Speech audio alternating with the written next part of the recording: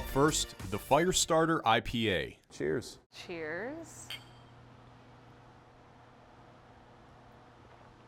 All right, so the Fire Starter IPA.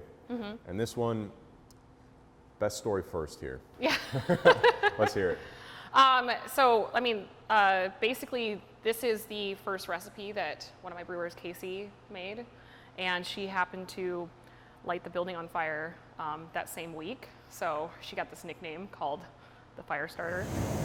One of our brewing systems was pushed up against the wall a little too close, and it lit the inside of the wall on fire. And so it's kind of this funny joke, but it's a really good beer, and we really enjoy having it. So yeah, it's a funny joke, and nice dark brown wall in there now. So this one has a little Amarillo in it as well. Yep. Explain that process. Yeah, so we have Amarillo hops, and then we have a bunch of experimental hops in there. So there's a whole lot of like tropical, fruity kind of notes from the hops themselves, and it's just kind of a nice, refreshing, fruity, kind of a juicy tropical IPA. Can you explain the experimental hops?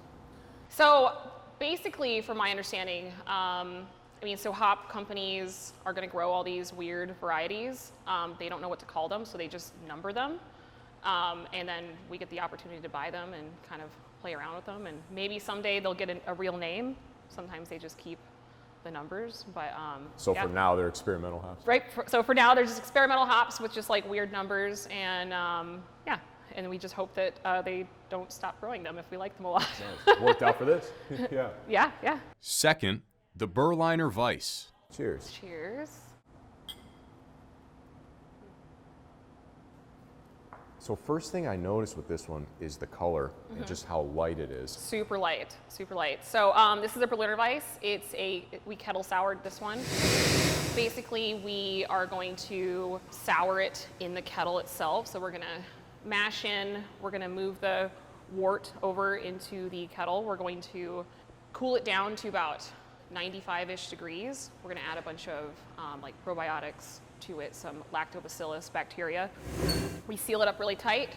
We kind of wrapped this one with some fun insulation and let it sit for about 48 hours, and that bacteria is gonna basically sour the wort. And after that 48 hours, we turn it up to a boil, burn off all that bacteria to kind of protect our equipment so we don't sour anything else in the future. And this is how it turned out. When you have no added fruits or anything like that, is this normally the color that you get with how pale it is? Super light. It's only 3% alcohol.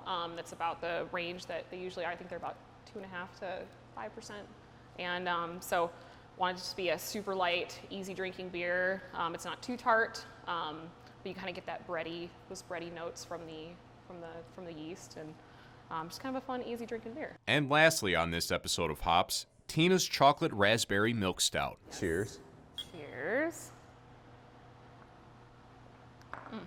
Completely opposite flavor. Yes. A stout here. Tell me about this one. So this is the Raspberry Chocolate Milk Stout, Tina's Raspberry Chocolate Milk Stout. So Heather, one of our brewers, Tina is her mother, and Heather's actually been making this recipe for many years, just out and about and at home. And her mom's been asking for it for a long time, so I was like, let's do it. So we threw a bunch of Dutch cocoa powder into it, threw some raspberry concentrate into it, and just a really nice, solid milk stout. Yeah, the chocolate really comes through in it. Yeah, that's what really I was nice. thinking. Yeah, we wanted the chocolate to really be showcased in this beer more than the raspberry. And neither of them are overbearing. Be sure to follow Wood TV on Instagram for an exclusive clip not seen in this episode of Hops. For all episodes, head over to woodtv.com and click the Watch tab.